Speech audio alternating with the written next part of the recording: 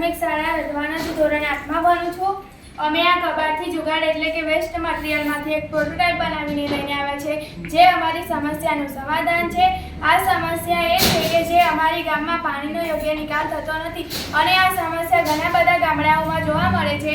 આ સમસ્યા ઢોળાવવાના ફળિયાઓ, રસ્તાઓ ઘણી બધી જગ્યાઓએ જોવા મળે છે, જ્યાં પાણી ભરાઈ રહે છે અને ત્યાં આગળ પાણી ભરાઈ રહે છે જેનાથી મચ્છરનો ઉત્પત્ર થાય છે અને આ સમસ્યા ચોમાસામાં પણ જોવા મળે છે અને જેનાથી બધું પાણી શાળાની આગળ આવી જાય છે, જેનાથી વિદ્યાર્થીઓ પડી જાય છે અને તેમને ઈજા પહોંચે છે અને તેમનું આર્થિક અને શારીરિક રીતે નકારાત્મક અસર અનુભવે છે. અને જો તેમ પડી જાય અને ઈજા પહોંચે તો તેમનું શૈક્ષણિક કાર્ય પણ બગડે છે. અને અમે જ્યારે વાલીઓને સર્વે કરતા હતા ત્યારે અમને માલુમ પડ્યું કે આ સમસ્યા વધારે કરીને વિદ્યાર્થીઓ અને અમારા જેવા નાના બાળકોને જોવા મળે છે.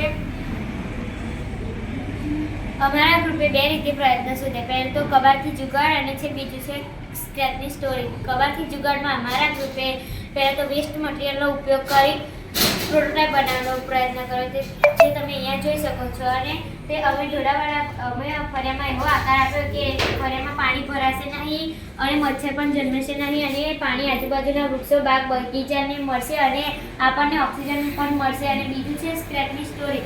સ્ક્રેચની સ્ટોરીમાં અમે ઘરે ઘરે એવા સેન્સર લગાવ્યા કે જેનાથી જે વ્યક્તિ પાણીનો વધારે વ્યય કરતો હોય તે વ્યક્તિનું નામ, નંબર અને રહેઠાણ સરપંચશ્રીના મોબાઈલમાં હશે. અને હા, જે વ્યક્તિ ભણેલો હશે તે વ્યક્તિને 5 બાળકોને ભણાવવાની સજા રહેશે અને જે વ્યક્તિ અભણ હશે તેને 5 વૃક્ષો વાવવાની સજા રહેશે.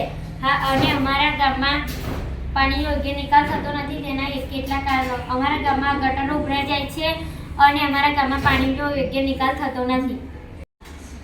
હવે હું તમને સ્ક્રેચ નીચેનો પ્રોજેક્ટ સમજાવીશ.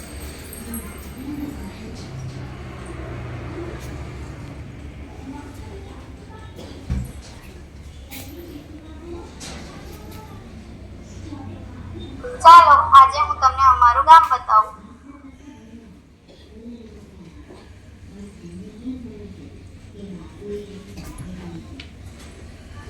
હાય નરગીસ, કેમ છે અને કઈ તરફ જાય છે? જે હું મજામાં છું. આજે આપણા ગામમાં મહેમાન આવ્યા છે, તેમને હું શેર કરાવું. ચલો આપણે સૌ સાથે જઈએ.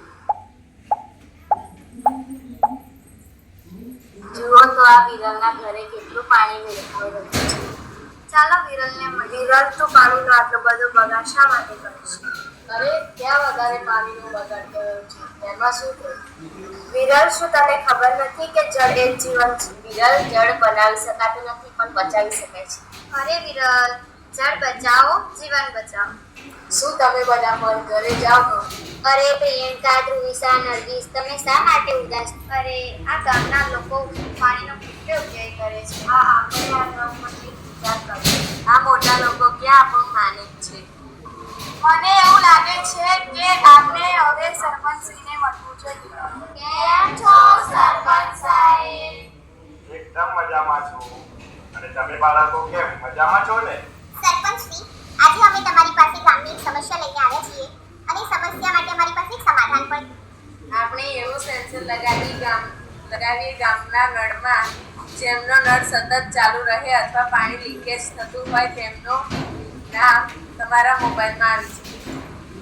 અને હા સરપંચશ્રી, જે વ્યક્તિ મેસેજ તમારા મોબાઈલમાં આવે, જો તે ભણેલો હોય તો તે 5 બાળકોને ભણાવશે અને જે અભણ હોય તો તે 5 વૃક્ષો વાવશે. આવી આપણે સજા કરી શકીએ. અરે વાહ સરપંચ સાહેબ, ખરેખર હો તમારા ગામના બાળકો જોરદાર સમાધાન લાયા છો. ધન્યવાદ છે બધા બાળકોને, ખરેખર અભિનંદન. Thank you.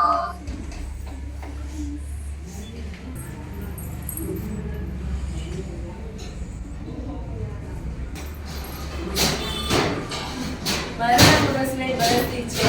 આજે હું તમને આગળ તમે સ્ક્રેચની સ્ટોરી જોઈ કે એમાં તમને ખ્યાલ આવ્યો હશે કે એમાં શું અમે રસ્તા જેમ કે પાણીનો યોગ્ય નિકાલ થતો નથી, સરપંચશ્રી પાસે જઈએ છીએ, પછી અમે એનો યોગ્ય નિકાલ સમજાવીએ છીએ. પછી અમે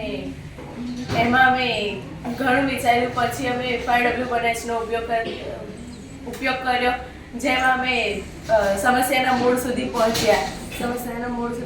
પછી જેનો રૂલ કોસ્ટ એનાલિસિસનો ઉપયોગ કર્યો, જેમાં અમે ટેકનોલોજીનો ઉપયોગ કર્યો, પછી અમે FIREWNSનો ઉપયોગ કર્યો, આઈડિયાથોન હેકાથોનનો ઉપયોગ કર્યો, પછી અમે